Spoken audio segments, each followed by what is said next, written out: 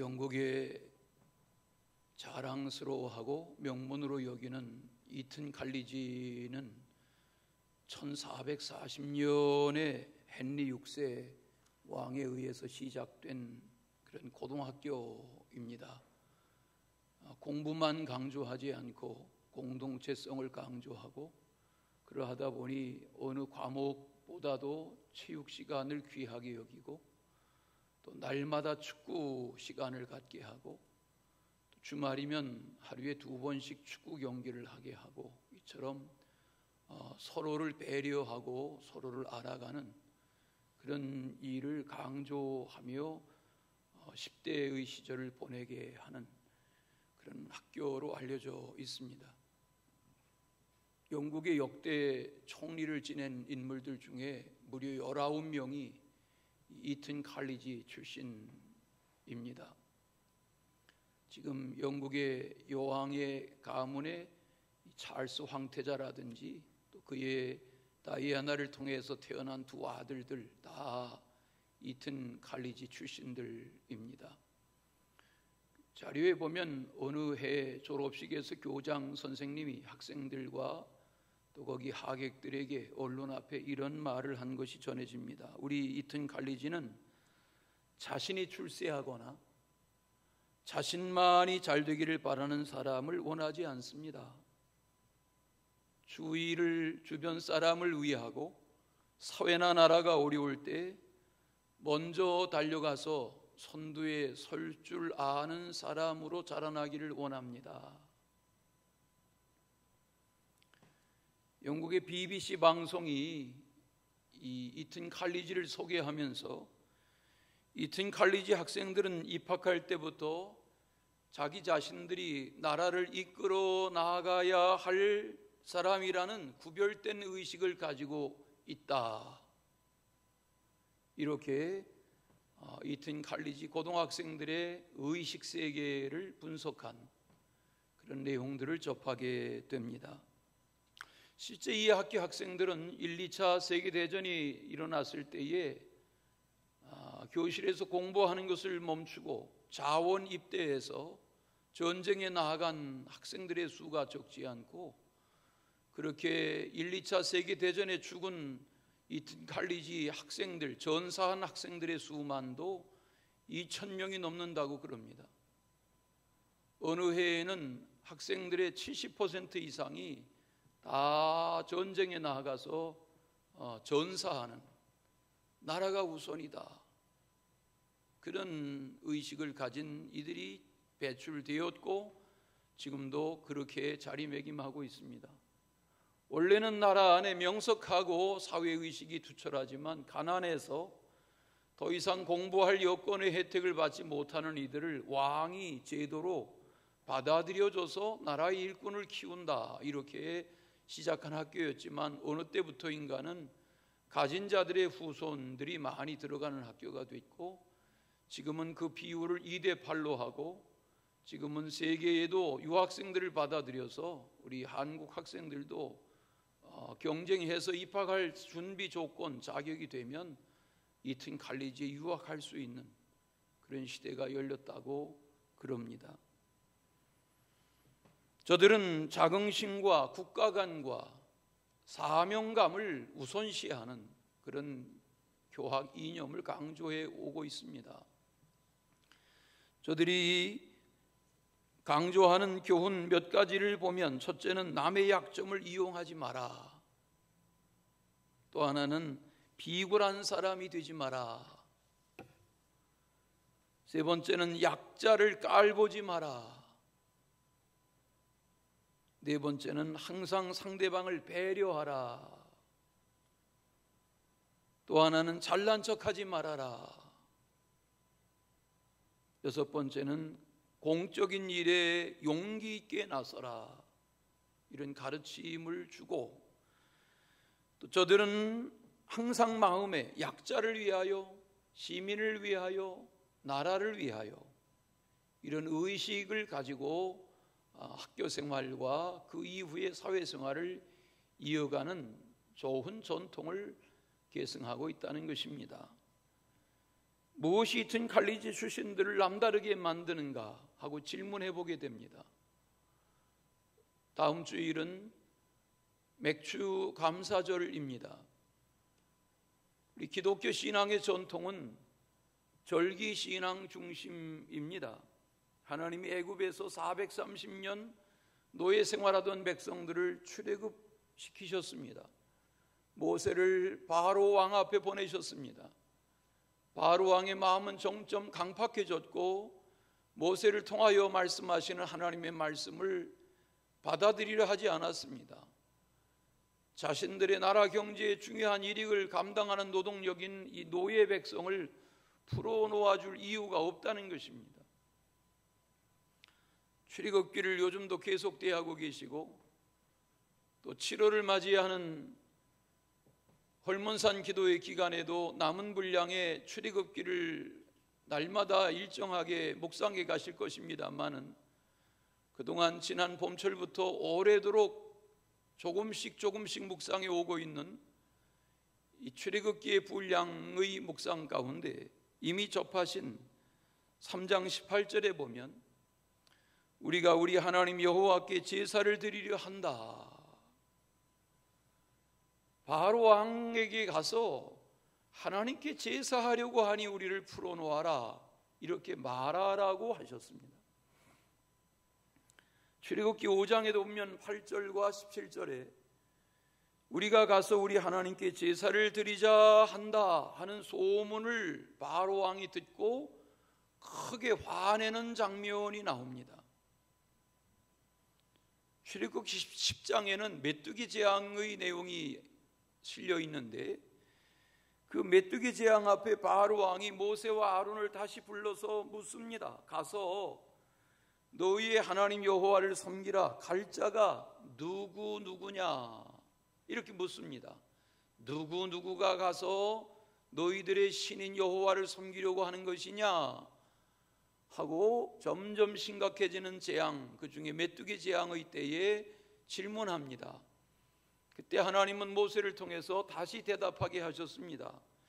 우리가 여호와 앞에 절기를 지킬 것인즉 우리가 남녀노소 양과 소를 데리고 가겠나이다.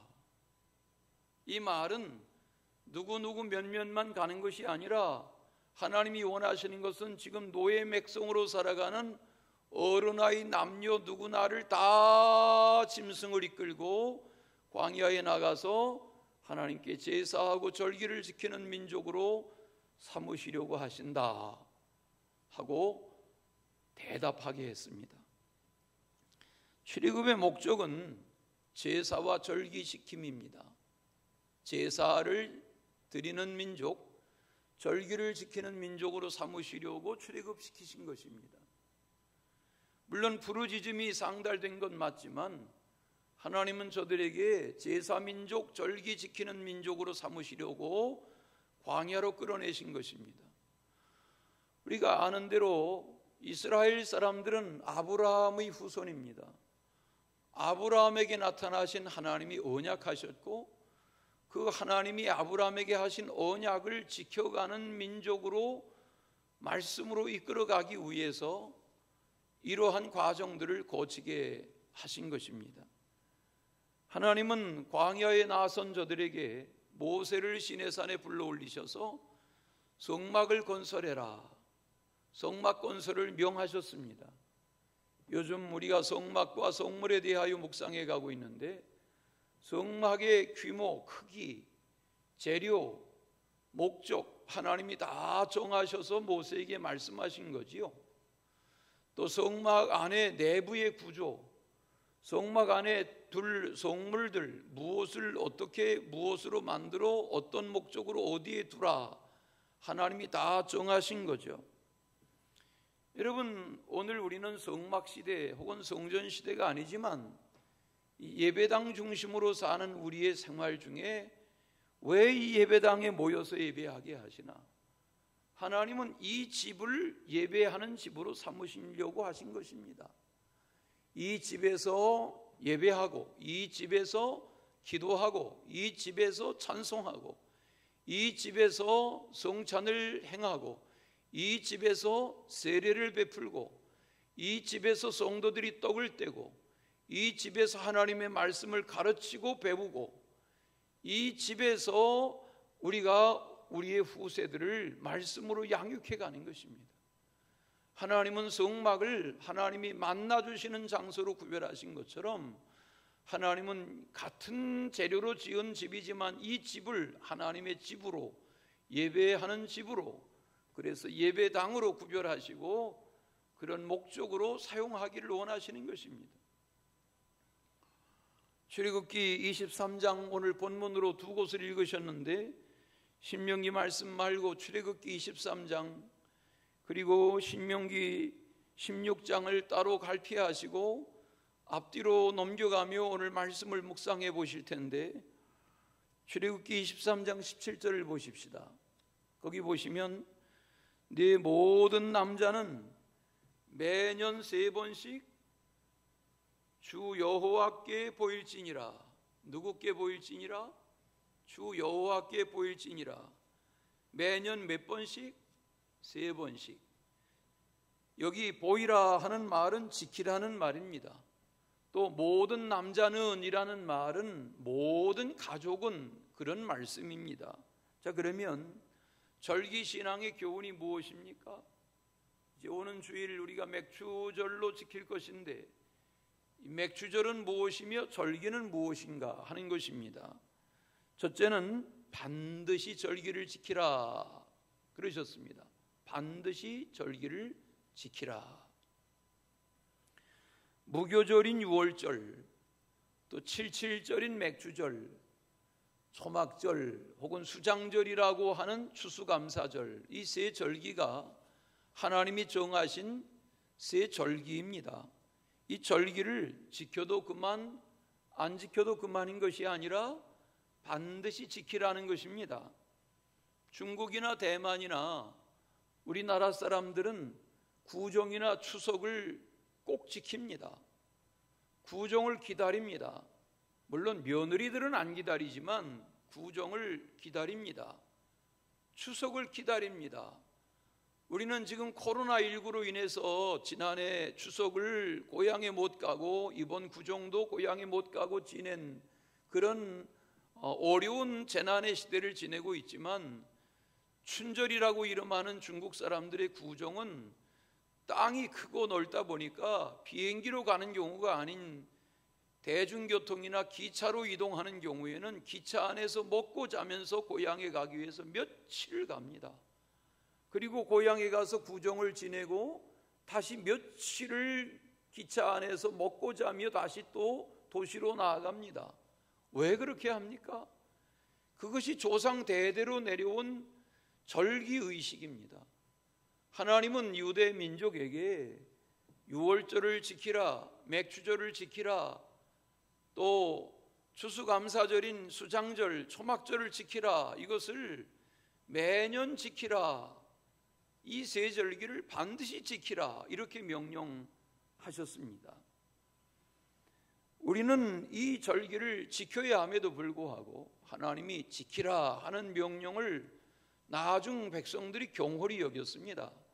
여호수아를 앞장세워서 가나안 7족속을 점령하고 들어간 후대의 사사시대, 그리고 왕정시대를 거치는 동안에 솔로몬을 끝으로 나라가 남유다 북왕국 이스라엘로 나뉘어지죠.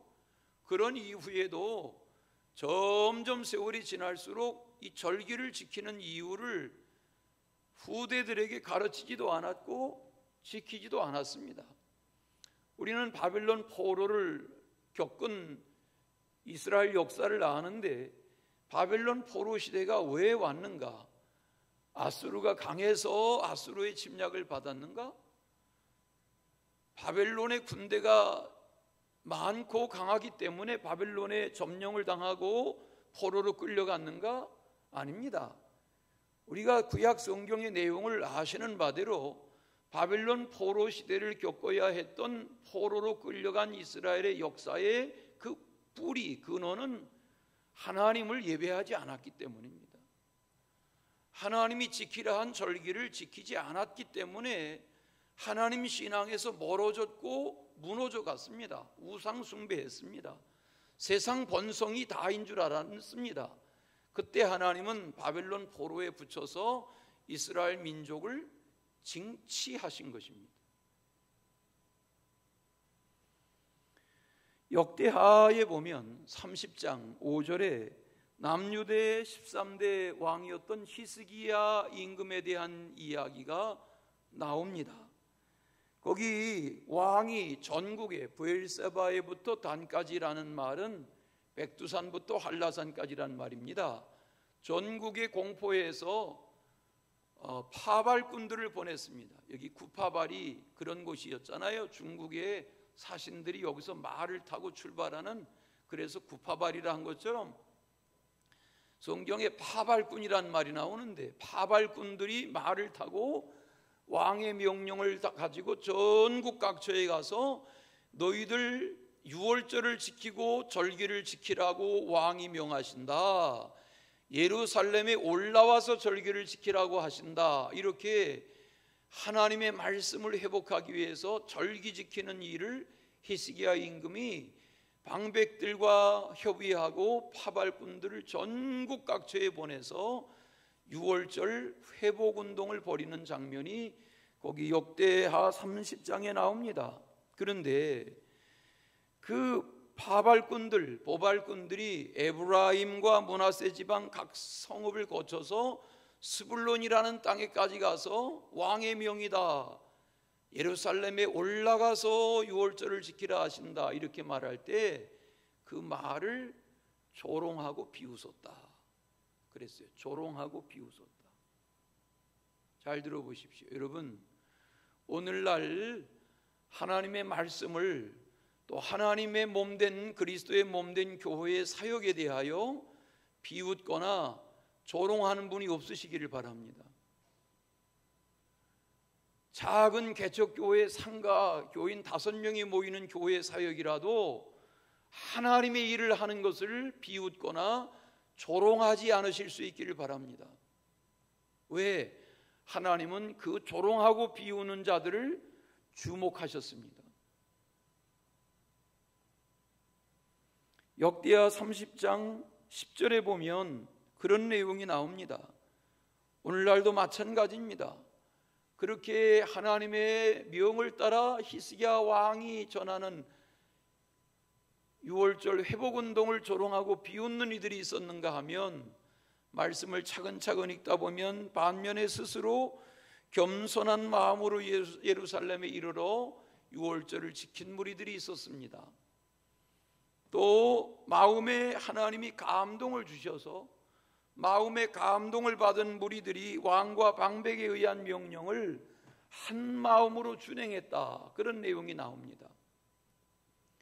저는 저희 교회 성도들이 어른아이 남녀노인 누구나 다 하나님의 이 절기 명령을 잘 지켜 준행하고 우리의 자손들에게 가르치는 그런 가정들이 되시기를 축원합니다. 안타깝게도 히스기야 왕의 대를 이은 아들 므낫세는 아버지의 이 신앙 회복 절기 회복 운동을 지켜가지 못했습니다. 므낫세 아시죠? 이 역사적인 교훈은 우리에게 뭘 말합니까? 지금 우리가 이렇게 고단한 잠자리에서 일어나서 주일 아침에 씻고 차려입고 일찍이 교회에 와서 예배하고 하는 이런 신앙의 전통이 우리 아들, 딸, 우리의 자손들에 대해 가서 계승되리라고 장담하시면 안 됩니다. 히스기야 왕이 그렇게 훌륭하게 절기를 회복하고 신앙 회복 운동을 했던 왕이지만 그 아들 므낫세가 아버지의 대를 잇지 못했습니다. 무슨 말입니까? 신앙은 개인입니다.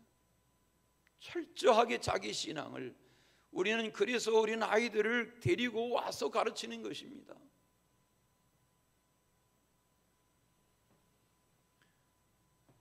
열왕기하 23장에 보면 22절에 그런 역사적인 사람들을 고발하는 내용이 또 나옵니다.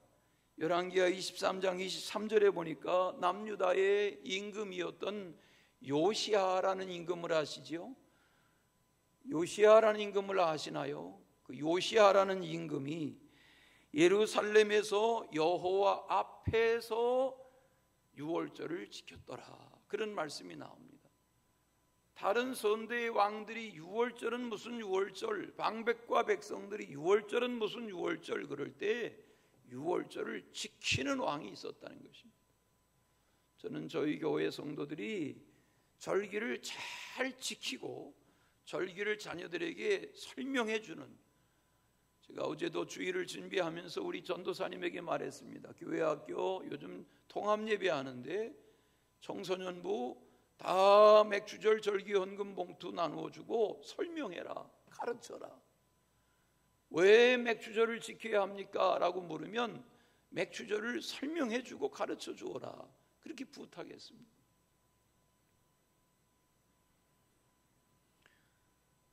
요시야 임금은 8살에 왕이 됐습니다. 31년 동안 왕이었습니다. 그런 저가 왕이 된 지 18회 되던 해에 26살이죠. 26살 된 왕이 나라에 유월절 회복운동을 벌입니다. 청년 같은 왕이.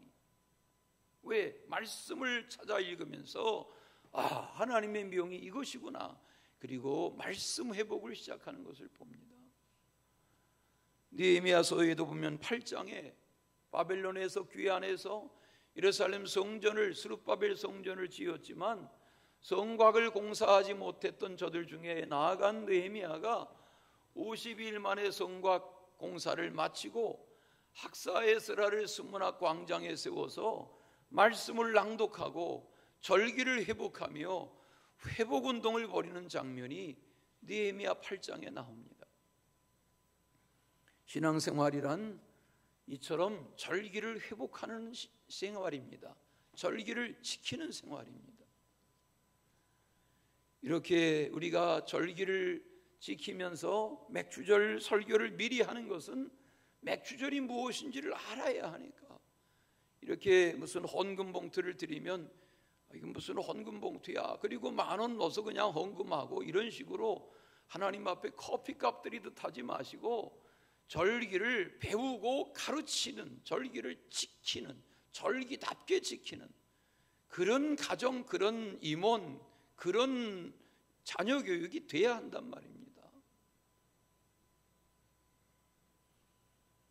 히브리서 8장이나 10장 말씀을 쭉 읽다 보면 이 절기 신앙은 장차 예수 그리스도로 인하여 하나님 앞에서 누릴 영원한 영광의 회복의 시작이다, 그런 말씀이 히브리서에서 나옵니다. 왜 절기를 지키라 하는가? 절기를 지키고 희생을 드리고 소제를 드리고 하는 그 바탕이, 피 흘림의 바탕이 희생제사라면 그 뿌리는 하나님에게서 예수 그리스도로 완성되고 성취되어서 장차 예수 그리스도께서 이루신 그 골고다의 희생으로 우리에게 절기 지키는 신앙이 형식이 아니라 통전적으로 온전히 주님을 지키는, 섬기는 신앙으로 이어져 가야 하는 것을 말합니다. 히브리서 말씀에도 보면 그래서 이것은, 이 절기는 그림자다. 우리가 하나님을 섬기고 예수님을 섬기는 신앙의 그림자와 같은 것이 절기를 지키는 신앙이다, 그렇게 가르쳐 줍니다. 그렇지 않습니까? 그림자라는 게 뭡니까? 여러분 군대 간 아들이 보고 싶습니까? 군대 간 아들의 함께 가졌던 추억을 요즘은 사진첩에서가 아니라 핸드폰에서 열어볼 수 있습니다. 또 요즘 군대는 좋으니까 일과가 끝난 시간에 군대 간 아들과 화상통화, 영상통화하며 아들의 얼굴 볼 수 있습니다. 그런데 기다리던 아들이 첫 휴가를 왔습니다. 첫 휴가를 와서 아들이 응접실에 있고 집안에 같이 있는데도 아들 보고 싶어, 그리고 핸드폰에 아들의 추억 사진을 열어보고 그런다면 이게 치매 증상 아닙니까? 오늘 우리의 절기신앙이라는 것은 그냥 형식이 되어서는 안 됩니다. 하나님 신앙, 예수님 신앙의 그 표현의 일부가 절기 지킴이기 때문에 절기를 또 절기가 왔네, 그게 아니라 제대로 하나님 앞에 절기 신앙을 가져야 한단 말입니다. 히브리서 8장에 보니까 6절에 한번 찾아보시겠어요? 히브리서 8장 6절에 가만히 앉아 계시지 마시고 찾아 읽으십시다. 우리 젊은이들도.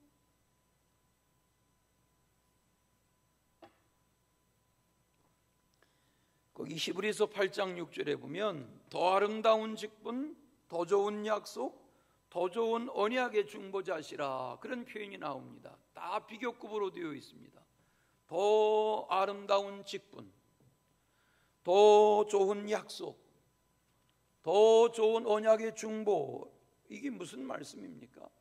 예수 그리스도는 절기로 표현될 수 없는 완전한 하나님의 영광의 임재를 보게 하는 더 좋은 언약의 중보자다 하는 가르침을 히브리서가 주고 있습니다. 예수 그리스도 안에서 기쁨으로 주일을 맞고 기쁨으로 절기를 맞고 기쁨으로 주를 섬겨가는 그런 은혜가 있으시기를 축원합니다. 두 번째는 매년 첫 열매에 대하여 감사하라, 그런 교훈이 오늘 이 두 곳 말씀에 담겨 있는 것을 봅니다. 포도나무 비유를 우리가 요한복음 15장에서 자주 묵상하곤 하는데, 모든 과실나무가 다 그러하듯이 포도나무의 열매, 포도 열매는 묵은 가지에서 열리는 것이 아닙니다. 포도나무의 열매는 그 해의 봄을 맞아서 줄기에서 새로 순이 돋고 싹이 나고 꽃이 피고 거기서 열매가 맺어 풍성한 포도송이로 자라나는 겁니다. 그 해의 줄기에서, 그 해의 가지에서 자라나는 것입니다. 여러분, 우리가 농사를 하는 분들이 거의 없으시지만 농사라는 것이 아무리 가난한 농부라도 씨앗, 종자를 먹진 않습니다. 종자를 잘 보관하고 씨앗을 잘 보관했다가 새해를 맞으면 정성스럽게 그 종자인 씨앗을, 그것이 밀이든 콩이든 쌀이든 보리든 종자인 씨앗을 정성스레 새해를 맞아서 뿌리고 가꾸는 것입니다. 그리고 첫 열매를 맺습니다. 이게 맥주절입니다. 첫 열매를 맺습니다. 그 첫 열매를 하나님 앞에 드립니다. 하나님이 말씀하셨어요. 첫 열매를 내게 가져오라. 또 뭐라고 그러세요? 좋은 것으로 가져오라. 또 뭐라고 그러셨어요? 힘껏 가져오라 말씀하셨어요. 무슨 말이에요? 여러분, 지난해 맥주절을 지켰다고 해서 올해 맥주절을 지키는 것, 올해 맥주절을 지켰다고 해서 내년에 맥주절을 지키는 것이 나의 선택이 아니라는 거죠. 그렇지 않습니까? 여러분, 우리가 이렇게 당연히 마땅히 주일날 교회에 나오지만 이 주일날 교회에 나오는 예배 생활도 끝날 날이 있단 말이에요. 영원한 게 아니에요. 그러니까 오늘 말씀의 하나님의 강조는 매년이라는 강조예요. 매년 절기를 지켜라, 3번 절기를 지켜라, 첫 열매로 지켜라, 열매에 대하여 감사함으로 지켜라라는 말은, 여러분, 내가 내 생명의 주인, 내가 내 기업의 주인, 내가 내 물질의 주인, 내가 내 소유의 주인이 아니란 말이죠. 그렇지 않습니까? 지금 건강하십니까? 지금 젊었습니까? 지금 형통하십니까? 지금 잘 되십니까? 이게 영원한 것이 아니란 말이죠. 물질 세계에서는 다 풀이 마르고 꽃이 시드는 것처럼 지나간다는 거죠. 제가 요즘 주중에 이렇게 새벽기도 끝나고 물 주기도 하고 옥상에도 둘러보고 스프링클러도 켜놓고 물도 주고 이렇게 했는데, 꽃을 가까이 가서 볼 때마다 얻는 성경적인 교훈이 있습니다. 아, 꽃 별거 아니구나. 폈다 하면 집니다. 자랑할 게 없습니다. 여러분, 나는 꽃이야. 그렇습니까? 어느 분 카톡에 보니까 자기 소개하면서 자기 뒷모습을 사진에 찍어가지고 난 아직 젊어 이렇게 썼더라고요. 그래서 제가 속으로 웃긴다 그랬어요.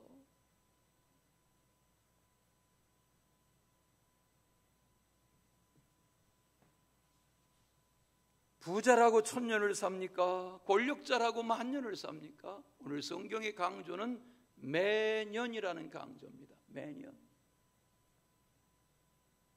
우리 여성들 중에 얼굴에 돈 들이는 분이 계신데 제가 예언할까요? 30년만 기다려보세요. 다 거기서 거기에요.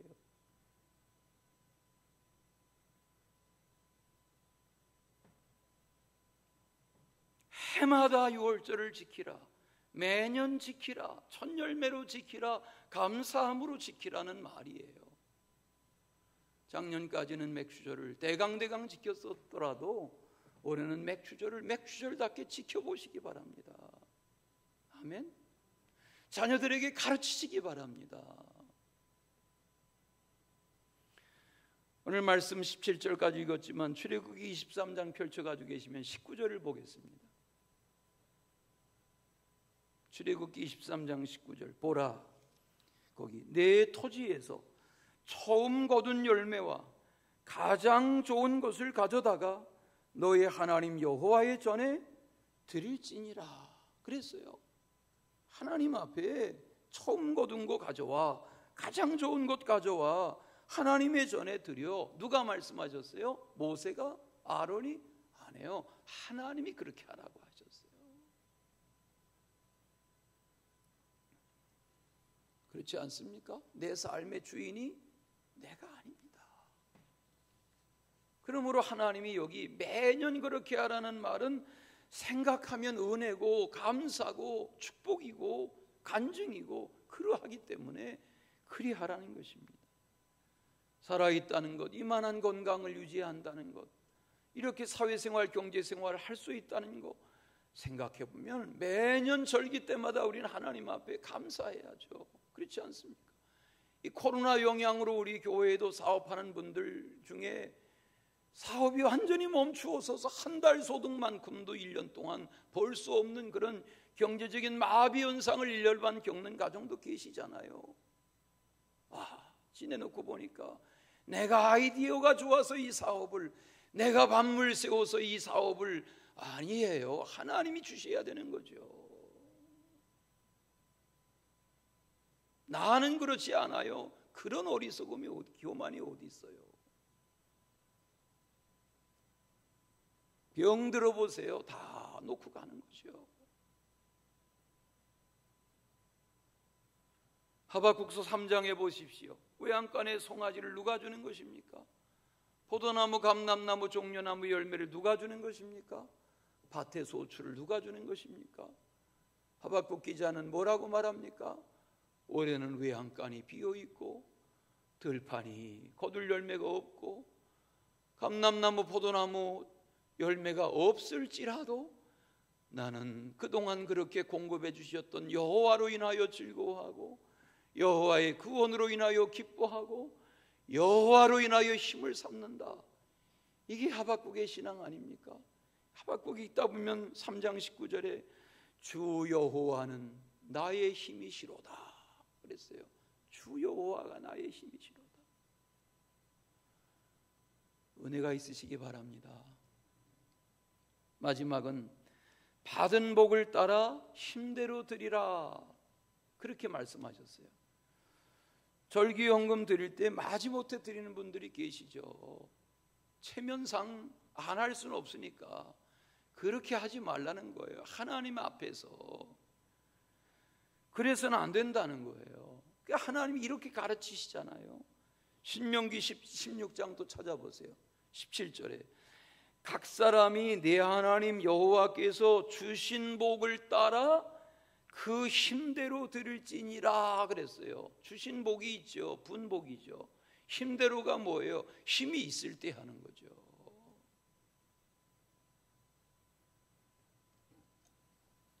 출애굽기 23장 15절에도 보니까 빈손으로 내 앞에 나오지 마라 그러셨어요. 빈손으로 나오지 마라. 19절에도 보니까 내 토지에서 처음 거둔 열매의 가장 좋은 것을 가지고 하나님께 드려. 나 자신도 절기를 지킬 뿐만 아니라 어린 자녀들에게도 절기를 잘 설명해서 가르치는 그런 가정이 되기를 소망합니다. 우리나라에 반려견, 강아지를 집에서 키우시는 반려견 문화, 또 반려묘, 고양이를 집안에 들여서 키우는 반려묘 문화가 점점 커져서 우리나라의 반려견이 1000만 마리가 넘는다고 합니다. 그러다 보니까 유기견도 많습니다. 고양이도 길고양이가 많습니다.